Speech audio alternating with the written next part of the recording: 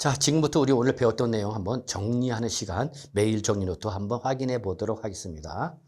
자, 1번, 농지 교환 또는 분합. 자, 이건 지난 시간에 배웠던 거죠. 이러한 인해서 발생한 소득으로서, 자, 이때 농지나 교환 또는 분합할 때 비과세를 받는 조건이 있죠. 첫 번째 조건이 바로 뭐죠? 쌍방 토지 가액의 차액이죠. 이 쌍방 토지 가액의 차액이 둘 중에 큰 가액이 얼마죠, 여러분? 4분의 1 이하 되는 거죠. 차액이 4분의 1 이하야 되는 거죠. 그리고 엔드죠, 여러분. 그리고 경작상 필요해서 농지 소유자가 자발적으로 원해서 하는 거기 때문에 이때는 분합은 없고 뭐만 있죠, 여러분? 교환만 있다는 거죠, 여러분.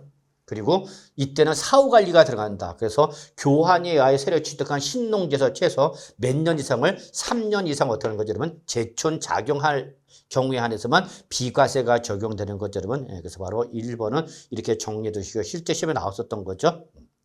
자, 2번. 양도 당시 실질거래 양도채가 얼마 되면 5억 원이랍니다, 여러분. 실질거래한 양도채가 5억 원이다. 그래서 1세대 1주택이죠. 그리고 몇 년? 3년 이상 보유했다. 그럼 뭐죠, 여러분? 비과세죠. 그래서 5억 원에서 과세를 한다, 안 한다? 하는 거죠. 근데 여기 뭐랬죠, 여러분? 15억 원에 양도했다, 그랬죠, 여러분. 그럼 15억 원에 양도해서는 우리, 여러분, 이 주택은 무슨 주택이다, 여러분? 고가주택이다, 라고 했죠, 여러분. 고가주택. 그러면 이때는 양도채 5억 원에 대해서 다 비과세를 적용하는 것이 아니라 뭐 한다? 과세랍니다, 그랬죠. 비과세 적용 안 하고 뭐가 돼, 여러분? 과세가 되는 거죠. 이때 과세되는 양도채액은 5억 전액을 과세하는 것이 아니라 무슨 계산한다고, 여러분? 그렇죠. 안분 계산한다, 여러분. 자, 이때 안분 계산식 왜 그랬죠? 양도가 얼마냐면 10억 원이죠. 양도가 10억 원에서 일반 주택가 12억 원이야. 12억 원은 일반 주택이야, 여러분. 그래서 12억을 뺀 가액을 양도가 10억 원은 아는 거죠, 여러분. 그러면 여러분 이거 15분의 3이 되는 거죠. 그러면 3분의 15, 15분의 3이니까 몇 프로, 여러분? 3, 5, 15, 20%가 되는 거죠. 50%, 여기 15분이니까 20%가 되는 거죠. 그러면 양도채 5억 원에 몇 프로, 여러분? 20%는 얼마? 2, 50, 1억. 1억만 뭐가 되는 거고, 여러분? 과세가 되는 양도채가 얼마? 1억. 그럼 나머지 양도채가 얼마는? 80%인 얼마는? 4억 원은 뭐가 되는 거예요, 여러분? 그대로 비과세가 되는 거죠, 여러분. 예. 그래서 강남의 고가주택, 여러분 뭐 강남에 있는 주택도 뭐 여러분 20억, 30억, 40억, 50억, 60억, 100억 뭐 넘어가는 주택도 많죠, 여러분. 자, 그러면 그러한 고가주택은 절대 비과세 받는다, 못 받는다? 못 받는다. 그럼 이때 그 엄청난 양도세에 대해서 부과된 양도세는 무지하게 클 텐데 그거를 줄이는 가장 합법적인 방법은 못 밖에 없다, 여러분. 그렇죠. 1세대 1주택에서 1세대 1주택에서 몇 년 이상, 그렇죠. 10년 이상, 10년 이상을 뭐 하죠, 여러분? 보유 양도된 거죠. 보유 양도된 거죠. 그러면 1세대 1주택 10년 이상 보유 양도한 고가주택은 어차피 비과세 적용받지 못하고 과세가 되는데 이때 과세가 되는 양도차익은 전액과세가 아니라 바로 10년 이상 보유 죄송합니다. 10년 이상 보유 거주를 하면은 이때는 최대 몇 프로? 양도차익의 80%까지 장특공을 받을 수 있다라고 했죠, 여러분. 그래서 이거를 바로 가장 현실적인 양도소득세 절세 방법으로 여러분이 꼭 좀 기억해 두시기 바랍니다.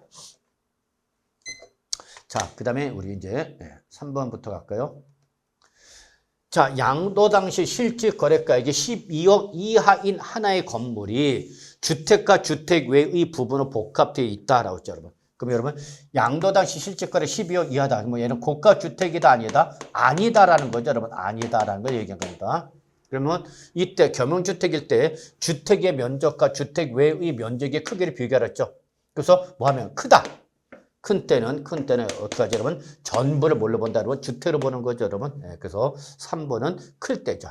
근데 만약에 이게 무슨 주택이면 고가주택이다.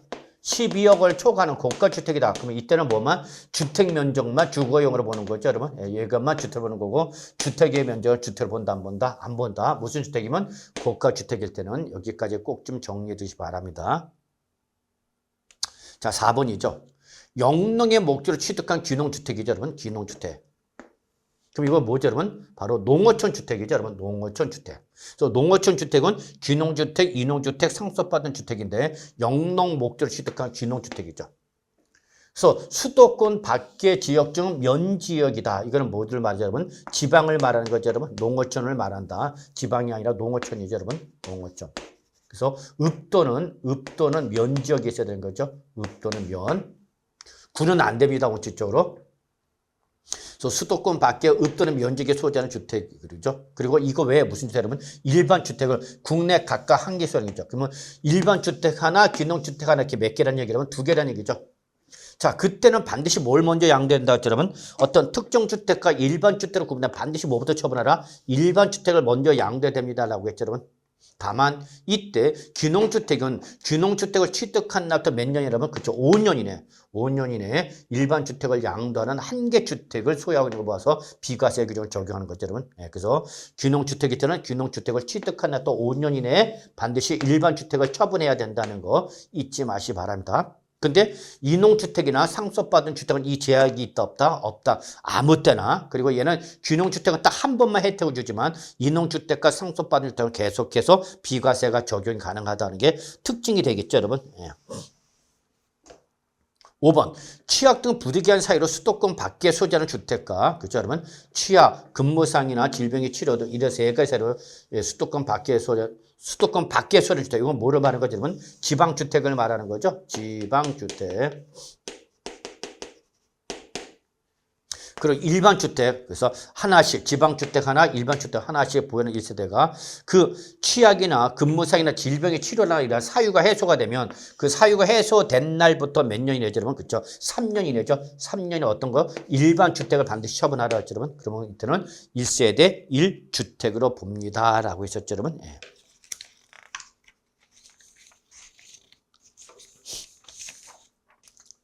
자 그래서 5번 뭐 이렇게 보셔도 될 것 같네요. 자, 6번 가겠습니다. 1주택을 보유하는 자가 1주택을 보유하는 자가 혼인함으로써 1세대가 2주택을 보유하게 되는 경우죠, 여러분. 그래서 얘는 혼인으로 인한 2주택이죠. 혼인으로 인한 2주택이다. 그럼 혼인한 2주택은 투기다 아니다? 아니다는 얘기죠, 여러분. 예, 그럼 빨리 하나 처분하라. 그죠? 이때 몇 년이 되죠? 혼인일 때는 그죠? 5년이죠. 그러나 노부모 동거부양일 때는 몇 년이냐면 10년이죠. 다 알고 계실 거라 믿습니다. 그래서 5년에 남자 거 여자 거 그건 구분 안 하고 둘 중에 아무거나 뭐 먼저 양도한 주택은 우리 몇 주택으로 본다 그러면 1세대 1주택으로 보는 거다라는 거 다들 알고 계실 거라 봅니다. 여기까지가 우리가 1주택의 예외 규정이죠, 여러분. 예. 자, 7번 보죠. 해외 이주법에 따른 해외 이주로 세대 전원 출가하는 거죠. 이민 가는 거죠. 그럼 출국하면 이제 뭐가 되는 거냐면 거주자가 아니라 비거주자죠. 이민 가니까 비거주자죠.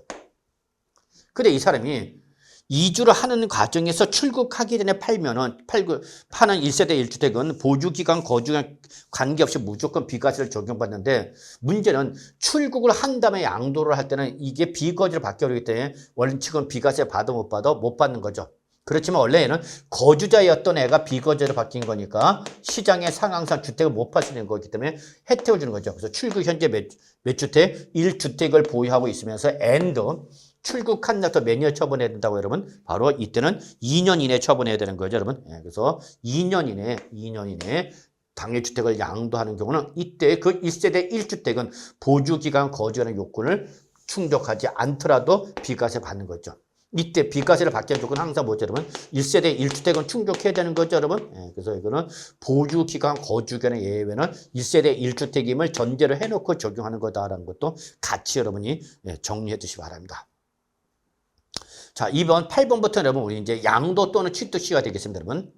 자, 그래서 부동산의 매매대금을 청산한다. 이게 바로 매매대금 청산의 원칙적인 양도 시기가 되는 거죠. 원칙은 우리 매매대금 청산일이죠. 다만 얘가 분명하지 않거나 또는 대금을 청산하기 전에 먼저 뭐 했다 그러면 등기를 한 거죠, 여러분. 그러면 이때는 등기 접수일이죠. 등기 접수일을 우리는 양도 또는 취득 시기로 보는 거다라고 봐두시면 되겠습니다, 여러분. 그렇죠?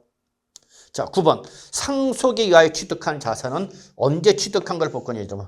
그러면 상속은 언제? 당연히 상속 개시일이죠. 뭐 상속 개시일.